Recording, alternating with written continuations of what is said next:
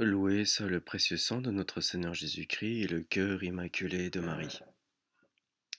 Poursuivons la lecture de l'interprétation de l'Apocalypse par le révérend Père Lafont Santenac sur ce chapitre 11 sur l'apostasie consacrée à l'apostasie des nations et les deux célèbres témoins.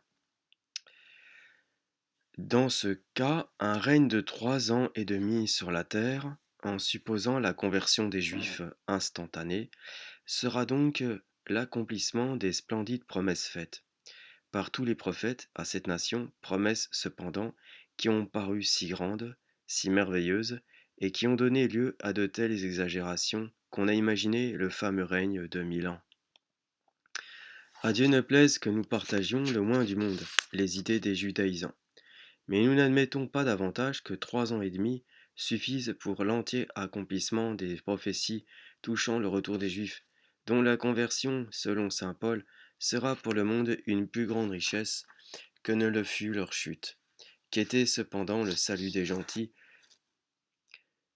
que, que si leur chute, continue saint Paul, a été la richesse du monde, et si leur diminution était la richesse des gentils, lorsque le refus qu'ils ont fait de l'Évangile était cause qui était portée à ceux-ci qui l'ont reçu, combien leur plénitude et leur conversion générale enrichira le monde, encore davantage.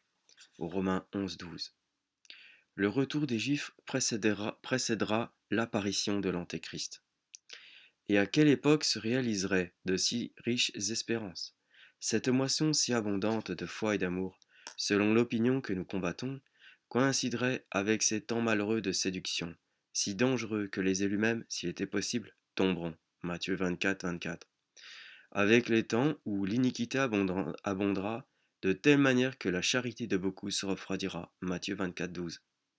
Avec ces jours si mauvais que, s'ils n'avaient été abrégés, nul homme n'aurait été sauvé, mais ils y seront abrégés à cause des élus. Marc 13-20.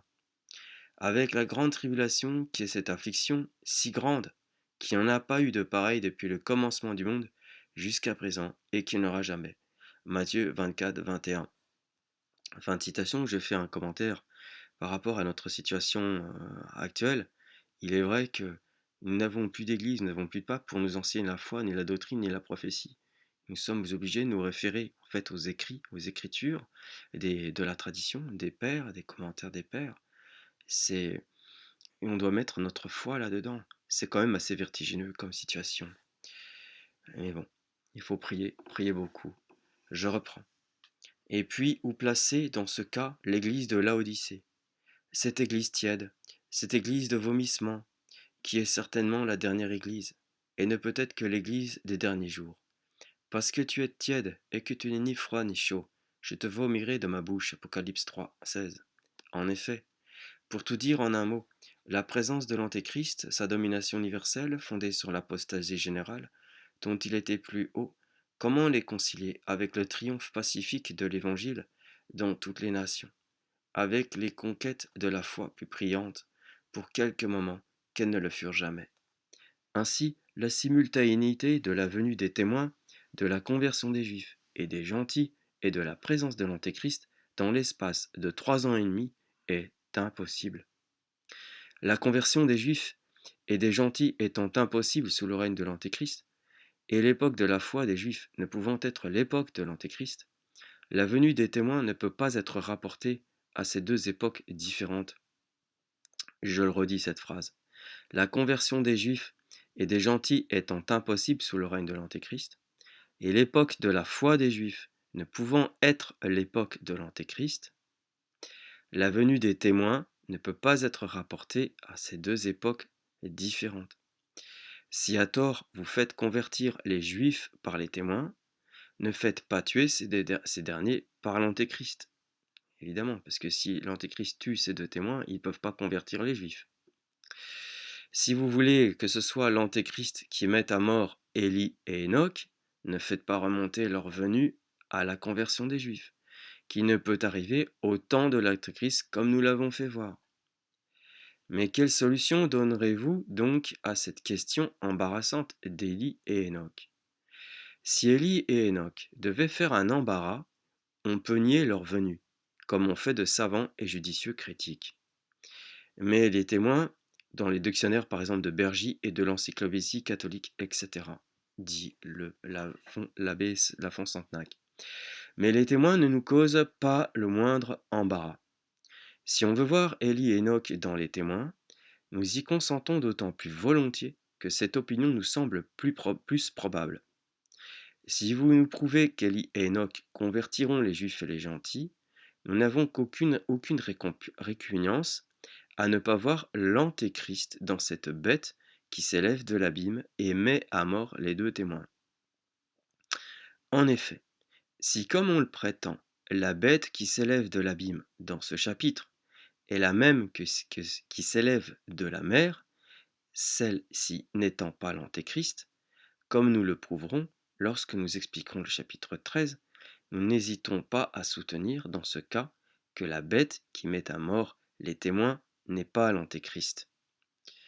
Alors, nous avons vu dans le chapitre 13 quelle est cette bête de la mer. Il s'agit de l'Empire romain. Reprenons. Mais il n'est pas sûr que la bête qui s'élève de l'abîme, au chapitre 11.7 de l'Antéchrist, soit la même que la bête qui s'élève de la mer, chapitre 13.1. Car la terre a ses abîmes comme la mer. On dit les abîmes de la terre comme on dit les abîmes de la mer. Or, il y a une bête qui s'élève de la terre, au chapitre 13.11, chapitre 13.11, c'est bête de la terre, comme il y a une bête qui s'élève de la mer, toujours au chapitre 13.1. Le mot abîme ne peut donc résoudre cette difficulté. La bête qui s'élève de l'abîme peut être la bête qui s'élève de la terre, comme la bête qui s'élève de la mer. Chapitre 9, verset 2, l'abîme d'où s'élève une fumée comme la fumée d'une grande fournaise indique les profondeurs de la terre et non de la mer. Du reste, l'abîme, dans les Saintes Écritures, se prend pour l'enfer et tout ce qui est infernal. S'élever de l'abîme, c'est s'élever ou sortir de l'enfer. En ce sens, la bête qui s'élève de la mer ne s'élève pas plus de l'abîme que la bête qui s'élève de la terre. La question de savoir si la bête qui fait mourir les témoins est la bête qui s'élève de la mer ou la bête qui s'élève de la terre n'est donc pas résolue. En résumé, nous croyons premièrement que le retour des Juifs aura lieu longtemps avant l'apparition des témoins. Secondement, que cette apparition viendra au temps de l'Antéchrist. Le retour des Juifs apparaît, en effet, dans la 6e épître, chapitre 3 à 9, et l'idée des témoins ne se trouve que dans la 7e épître, chapitre 3, 14. On voit aussi la conversion des Juifs, chapitre 7, avant que les 4 anges soient déliés, tandis que les témoins paraissent, chapitre 11, 3, après que les 4 anges ont été déliés. Je résume sans citer les chapitres, sans redire les chapitres de l'Apocalypse pour que ça soit plus audible. Le retour des Juifs paraît en effet dans la 6e épître et l'idée des témoins ne se trouve que dans la 7e épître. On voit aussi la conversion des Juifs avant que les 4 anges soient déliés, tandis que les témoins paraissent après que les 4 anges ont été déliés. L'Église et la synagogue considérées comme les 2 grands témoins de Dieu. Encore 2 mots sur les témoins. Plusieurs interprètes ont vu comme Bossuet les martyrs dans les 2 témoins. Les martyrs dans l'ordre ecclésiastique et les martyrs parmi les laïcs. Dans cet ordre d'idées, pourquoi les martyrs seuls seraient-ils placés au rang de témoins? Les apôtres, les pontifes, les confesseurs, tous les disciples de Jésus-Christ, ne les rendent-ils pas témoignage, selon cette parole, et vous aussi, vous me rendrez témoignage? Les martyrs ne sont donc pas les seuls témoins de Jésus-Christ. En supposant qu'Élie et Enoch ne doivent pas venir, nous préférons voir dans les 2 témoins 2 peuples, les Juifs et les gentils, représentés, dans tous les cas, par 2 hommes suscités de Dieu, comme Élie et Enoch, qui représentent eux aussi Élie les Juifs et Enoch les gentils. 2 hommes, Moïse et Élie, représentant la loi et les prophètes, furent sur le Tabor les 2 témoins de Jésus-Christ, lors de son premier avènement. 2 hommes, représentant l'Ancien et le Nouveau Testament, peuvent être les témoins du second avènement. Dans ce cas, les 2 églises, la synagogue et l'église catholique, qui doivent s'unir vers la fin des temps, seraient les deux grands témoins de Dieu et de Jésus-Christ sur la terre. Cette opinion se trouverait merveilleusement soutenue par le caractère des deux témoins. Ce sont deux oliviers et deux chandeliers qui sont debout en présence du Seigneur de la terre, comme le dit donc ce passage de l'Apocalypse, chapitre 11, verset 4. Or, sur le passage du 6e chapitre, ne gâtez pas le vin et l'huile, la Chétardie a dit, Dieu ne permit pas que son Église, si souvent représentée par la vigne et l'olivier, succomba. Les deux oliviers représentent donc les deux églises. Mais saint Jean insiste, car les deux témoins sont également deux chandeliers. Or, on n'a qu'à lire le dernier verset du premier chapitre et l'on verra que, dans le langage de l'Apocalypse, les chandeliers sont des églises. Les 7 chandeliers sont les 7 églises, c'est ce que dit saint Jean. Dans l'histoire magnifique que saint Jean nous fait de l'église dans l'Apocalypse, rien ne nous semblerait plus grand, plus vrai que ce caractère qui lui donnerait de témoins toujours debout devant le Seigneur. Saint Paul a appelé l'Église la colonne de la vérité. On aperçoit déjà, a dit M. de Beauvais, que les deux témoins sont l'Église. Verset 5 du chapitre 11. Citation. Si quelqu'un veut leur nuire, un feu sortira de leur bouche qui dévorera leurs ennemis. Et celui qui les voudra outrager, il faut qu'il soit tué ainsi. Explication. Ah non, il y a encore le verset 6 et verset 7. Ils ont la puissance de fermer le ciel pour empêcher la pluie de tomber durant le temps qu'ils prophétiseront. Et ils ont le pouvoir de changer l'eau en sang et de frapper la terre de toutes les plaies, autant de fois qu'ils voudront. Et quand ils auront achevé leur témoignage, la bête qui s'élève de l'abîme leur fera la guerre, les vaincra et les tuera. La bête qui s'élève de l'abîme leur fera la guerre, les vaincra et les tuera. Fin de citation. Tout ce qui est dit du pouvoir des témoins est applicable à la puissance de l'Église. La bête qui met à mort les témoins ne vaincra pas l'Église de manière à la détruire entièrement. Mais cette bête aura un tel pouvoir de faire la guerre aux saints et de les vaincre. Comme il est dit au chapitre 13 que l'Église semblera anéantie tant elle aura perdu de sang et d'enfants dans la persécution. Les deux témoins, Élie et Enoch, sont mis à mort à Jérusalem. Citation. Et leurs corps, en verset 8, et leurs corps seront étendus dans les places de la grande ville, qui est appelée spirituellement Sodome, et l'Égypte où leur Seigneur aussi a été crucifié. Fin de citation. Ménochius et beaucoup d'autres pensent que la grande ville dont il est parlé dans ce passage est Jérusalem. Citation. La grande ville, dit la Bible d'Avignon, est Jérusalem, selon saint Jérôme et la Chétardie.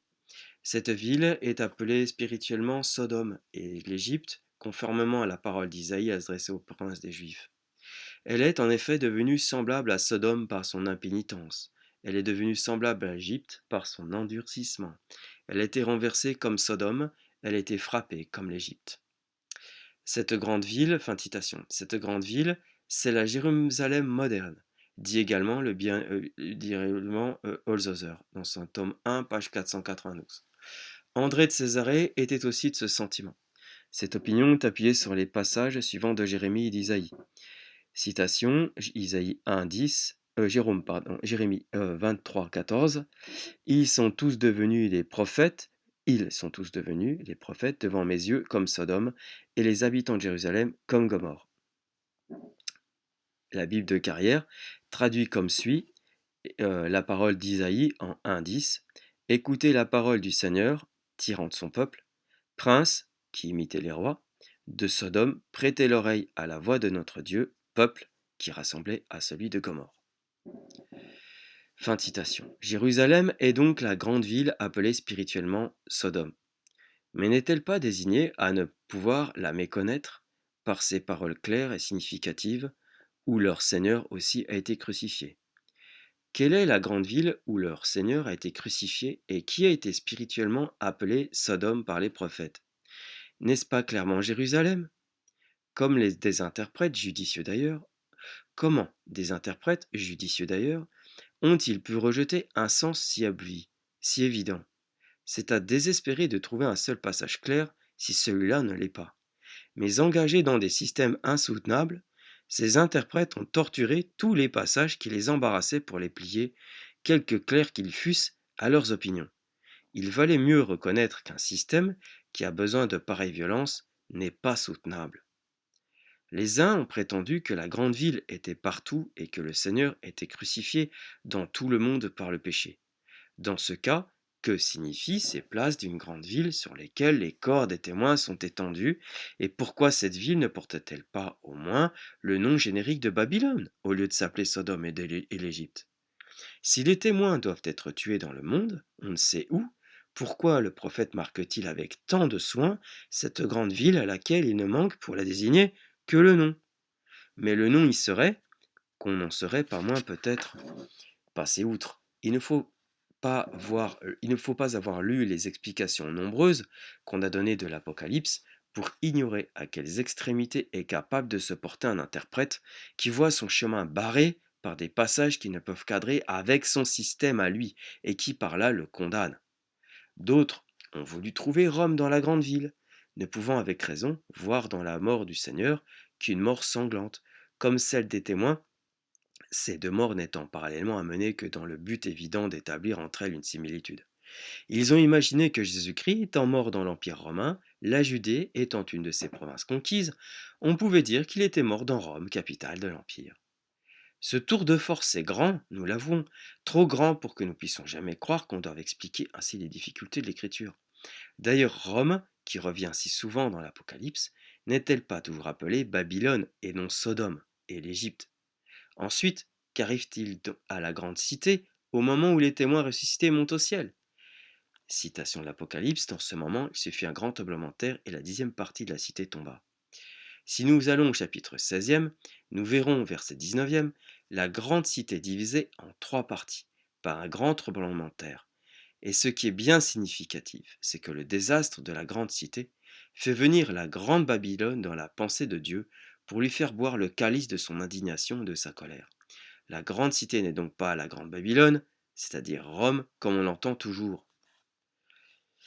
9e verset. Et les tribus, les peuples, les langues et les nations verront leur corps étendu 3 jours et demi, et ne permettront pas qu'on les mette dans un tombeau, dit l'Apocalypse. Il en sera de Jérusalem comme au temps des apôtres, plusieurs nations afflueront dans cette grande ville. Voici ce que nous lisons dans les Actes des Apôtres. Il y avait à Jérusalem des Juifs de toutes les nations qui sont sous le soleil, Parthes, Mèdes et Élamites, ceux qui habitent en la Mésopotamie, la Judée, la Cappadoce, le Pont, l'Asie, la Phrygie, la Pamphylie, l'Égypte et la Libye qui est proche de Cyrène, et ceux qui sont venus de Rome, Juifs et prosélytes crétois et arabes, dit les Actes 2. Voilà comment les tribus, les peuples, les langues et les nations pourront voir pendant 3 jours et demi les corps des témoins massacrés et exposés sur la place publique. Les impies se réjouissent de la mort des témoins de Dieu. Citation du verset 10 de l'Apocalypse. Et les habitants de la terre se réjouiront de leur mort, et ils en feront des fêtes. Ils s'enverront des présents les uns aux autres, parce que ces deux prophètes tourmentaient ceux qui habitaient sur la terre. Commentaire de l'abbé Lafont. Au moment où nous écrivons, que le pape vienne à recevoir un grand échec, et tous les révolutionnaires anticatholiques de tous les pays s'en réjouiront, en feront des fêtes. La terre porte ici, comme nous l'avons fait observer ailleurs, une idée de mondanité qui laisse entendre les mondains dans ces habitants de la terre qui se réjouissent de la mort des prophètes. Versets 11, 12, 13. Mais après 3 jours et la moitié d'un jour, l'esprit de vie entra en eux de la part de Dieu. Et ils se levèrent sur leurs pieds, et une grande crainte s'empara de ceux qui les virent. Et ils entendirent une voix forte qui leur dit du ciel, montez ici. Et ils montèrent au ciel dans une nuée, à la vue de leurs ennemis. Et dans cette heure, il se fit un grand tremblement de terre, la 10e partie de la cité tomba, et 7000 hommes périrent dans le tremblement de terre, le reste fut saisi de crainte et rendit gloire à Dieu.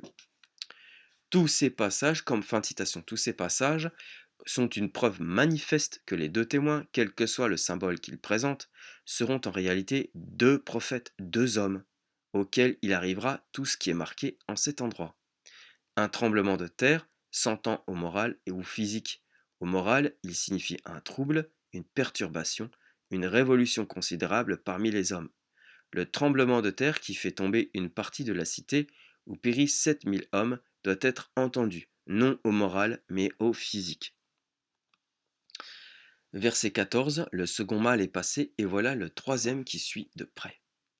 Le premier malheur fut une guerre religieuse et morale faite contre la grande autorité de l'Église par le protestantisme et continuée même dans la politique par la philosophie et la révolution. Le second malheur, conséquence logique du premier, sera une guerre sanglante et épouvantable contre toute autorité et entre toute nation, tout peuple, tout individu.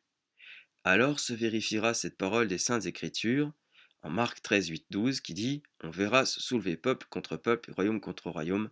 Le frère livrera le frère à la mort, et les enfants s'élèveront contre leur père et leur mère et les feront mourir. Dieu a voulu donner aux hommes, dans les malheurs de notre première révolution, une faible image des maux qui les attendent. Lorsque les calamités sans nombre du sixième âge seront passées, le monde sera près de sa fin. C'est ce que veut dire cette parole. Le second mal est passé, et voilà que le troisième le suit de près. Et nous verrons la suite. La fin du monde, triomphe du Seigneur dans les siècles des siècles. Oh non, on va le faire maintenant, on a un peu de temps encore. On le fait, on le pousse. Fin de monde, donc triomphe du Seigneur dans les siècles des siècles.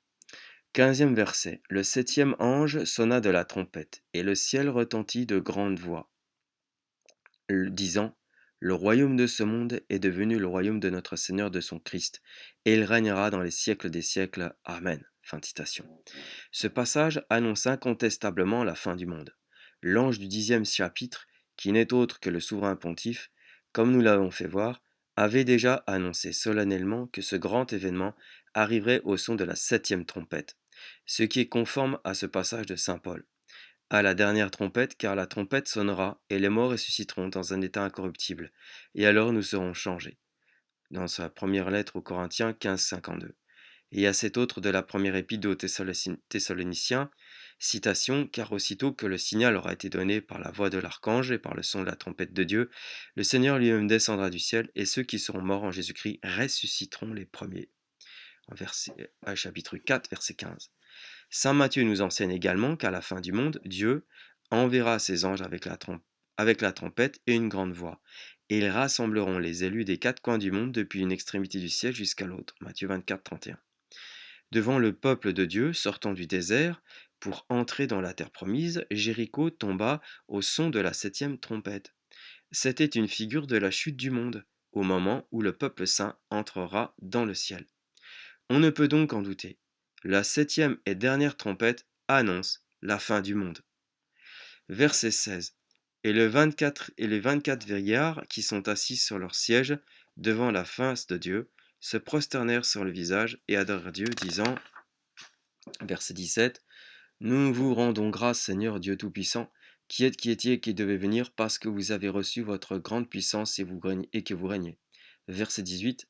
Les nations se sont héritées, et le temps de votre colère est arrivé, et le temps des morts pour être jugés, et pour donner la récompense aux prophètes, vos serviteurs, et aux saints et à ceux qui craignent votre nom, aux petits et aux grands, et pour exterminer ceux qui ont corrompu la terre. Fin des citations des versets de l'Apocalypse. Explication de l'abbé Lafont. Devant l'évidence de ces passages, Bossuet lui-même, qui on le sait, rapporte l'Apocalypse à la chute de Rome païenne, a été contraint de reconnaître l'annonce, en cet endroit, du jugement dernier. Nous terminons au 18e verset, le chapitre 11 et la série des trompettes, et nous ouvrirons la série de la femme et du dragon par le verset 19e, qui doit, selon nous, faire le premier verset du chapitre 12. On n'ignore pas que saint Jean n'a fait aucune division, ni de versets, ni de chapitres dans son livre. Ces divisions étaient introduites en général dans les Écritures, afin d'en faciliter les citations. Nous faisons ces observations pour qu'on ne suppose pas la moindre témérité là où l'interprète est dans son endroit et dans toute sa liberté. Nous venons de voir le jugement dernier, la récompense des bons et le châtiment des méchants. Or, si on laisse à ce tableau ou à cette vision le verset 19e, on expliquera très difficilement ces éclairs, ces voix, ces tremblements de terre et cette grêle très forte qui viennent après la récompense des bons et le châtiment des méchants. Au contraire, tout s'enchaîne. Ceci se suit et se développe sans effort dans la division que nous indiquons. Du reste, l'Église réunit habituellement dans ses offices le dernier verset du 11e chapitre et le premier du 12e. Voici les dernières réponses de l'office du 15 août. Apertum est tempulum Dei in cielo, et signum magnum appurit in cielo. Voici encore l'épître de ce même jour. Elle consiste tout entière dans la réunion des deux versets. Je le dis en français. Et le temple de Dieu fut ouvert dans le ciel, et l'arche de son alliance y parut. Et il suffit des éclairs, des voix, un tremblement de terre et une grêle très forte. Et un grand signe parut dans le ciel, une femme revêtue du soleil, ayant la lune sous ses pieds et sous sa tête une couronne de 12 étoiles. Nous clôturons ici le chapitre 11 destiné à la venue des deux témoins. Gloria natissimis Deo et in terra pax hominibus bonae voluntatis.